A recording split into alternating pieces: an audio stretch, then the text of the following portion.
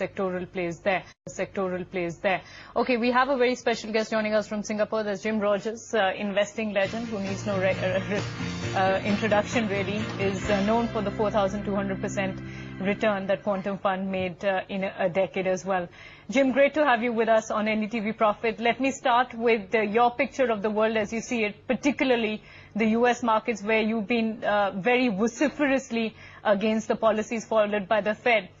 You know, how bad is it looking? Well, Namrata, it's nice to see you again. The U.S. is in serious trouble. The people in Washington do not have a clue what's going on. For 2 years this has been brewing, and for 2 years they've been making mistakes. So the U.S. is going to have its worst economic time probably since the 1930s. So it doesn't get any better in, you know, the second half of 2009 or 2010, Jim. That's the consensus on the street. It's going to get worse, but everybody believes that there will be a recovery in 2010. Now, Namrata, if everybody believes it's going to be better in the second half of 2009, I promise you it's not going to be, and it probably is not going to be in 2010, especially if that's the consensus. All of these people who are in the consensus told us a year ago everything would be fine. They told us 6 months ago everything would be fine in the first part of 2009. The consensus has been totally dead wrong about this, Namrata, and they continue to be dead wrong. Jim, hi, good morning. Prashant also joining in. How would asset classes like equities perform in the meanwhile? Because, you know, markets like India have already taken large cuts, although they're relatively better off in terms of the economic environment panning out compared to something like a U.S. Equities, your call for 2009? Well, Prashant, I have sold all of my stocks everywhere in the world except some in China. I bought some more in China in October, November, but I'm not buying shares anywhere in the world. These are economic hard times, Prashant. People need to understand that. The very fact that people constantly say to me, aren't you buying? What should you buy? Lets me know that people do not quite yet understand what is happening in the world in 2009. Commodities, Jim, that's been a space that you've liked relatively even towards the end of 2008. Prices have corrected across the board quite a bit. What's your call there? Well, Prashant, the only sector that I know where the fundamentals are improving are commodities. Many farmers in the world cannot get loans for fertilizers now, and the inventories of food are the lowest in 50 years. Nobody can get a loan to open a mine. Oil reserves are declining around the world at a fairly rapid rate. The fundamentals, because of the supply for commodities, is the only thing I know that's getting better. If you need to own something, I would suggest you learn about owning commodities and selling stock short. But how do you make that decision, Jim? Because you earlier explained the fact that, you know, commodities work on much longer cycles than equities do. And within the cycles, there can be short-term corrections where they could even correct by 50% plus, as we've seen over the last year and this year. So how do you know when it's a correction, when it's a sustainable long bull run? How do you make that difference? Namrata, if you and I knew that, we would be so rich. I'm the world's worst market timer. I'm the worst market timer in the world. I'm the worst short-term trader in the world. I just try to be long things that are going to do better than the things that I'm short if there's a collapse, and vice versa, where the longs will go up more than the shorts if things get better. By the way, the best sector in the world that I know right now, Prashant, to answer your earlier question, is probably agriculture. Everybody should go and become a farmer. Farming is going to be one of the great industries of our time for the next 20 or 30 years. It's been finance and paper shuffling and money. Now it's going to be real assets and real things. I know being a farmer in India is a nightmare because of your government, but in many countries, farming is going to be a fantastic industry in the future. So, Jim, a lot of these commodities are agricultural commodities that you would go long on, say, you know, cotton or like agricultural commodities at this point? Well, I think agricultural commodities are probably going to do better than others for the moment because many agricultural prices are still very, very low on a historic basis. I mean, sugar is still 80% below its all-time high, just to give you an idea. Cotton is 60% below its all-time high. You know, there are not many things that are 80% below where they were 35 years ago. Sugar is one of them. Jim, you said you're out of most equities except some in China. Just run us through some of your thoughts, if you could, for 2009 and 2010. How bad or how worse off is it going to get? In U.S., we are starting to hear the N word once again, nationalization of some of the biggest institutions out there like Citigroup. It really changes not only the economic environment, but the social fabric as well.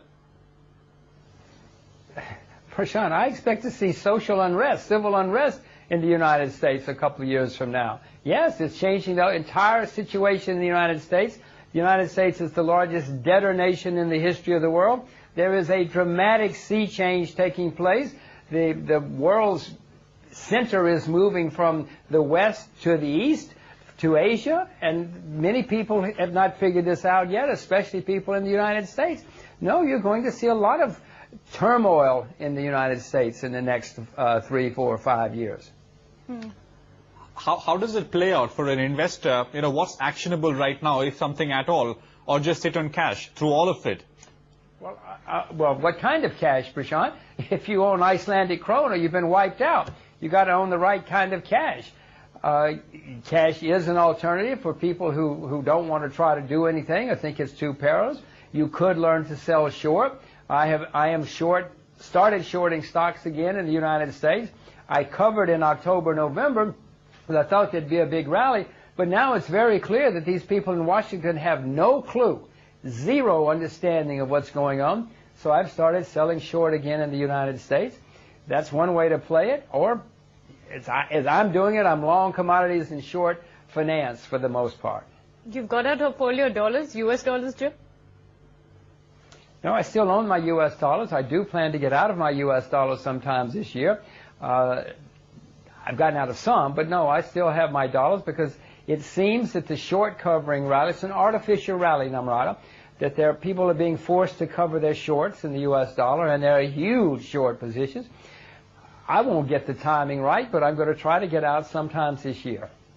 Just going back to your opinion on China, Jim, because a lot of people believe that civil unrest or social unrest, which can happen there as well. 20 million migrant workers out of business, unemployed over the last couple of months, and the situation is deepening on the, real economy front there. Again, exporter linkage with the U.S. compounding fear. So, to your mind, China as the growth engine of the Asian economy, how would you chart it? Well, there's no question there already is some social unrest in China, Namrata, and I'm sure you'll see more going forward because these are perilous times economically around the world. Any part of the Chinese economy that deals with the West, especially retail, for instance, knows something's wrong right now. Some parts of the Chinese economy and some parts of the Indian economy are going to do extremely well going forward. But for the most part, you're going to have problems. Now, China has huge reserves. They're the largest creditor nation in the world right now. Will that prevent problems? Of course not. Of course not. They're going to have problems too. But think about where the money is. The largest creditor nations in the world are China, Japan, Korea, Taiwan, Hong Kong, Singapore. The money is in Asia now. And throughout history, the center of things has moved to where the money is. It's pretty simple stuff. This is not ideological. This is just the way history has always worked. Jim, why don't you like a market like India at a time like this? Some would say, it's done well for itself by not opening too much to, the global markets early on. In hindsight, that's looking like a good decision. Well, except for the fact you say it looks like a good decision in hindsight. I don't think it's a good decision in hindsight. Certainly has prevented anybody from selling to the West and to the developed world, and therefore they're not suffering so badly right now. But if you think that India internally has enough savings and investing to come out of all of this, then some parts of India will do very, very well. I don't see it that way in India.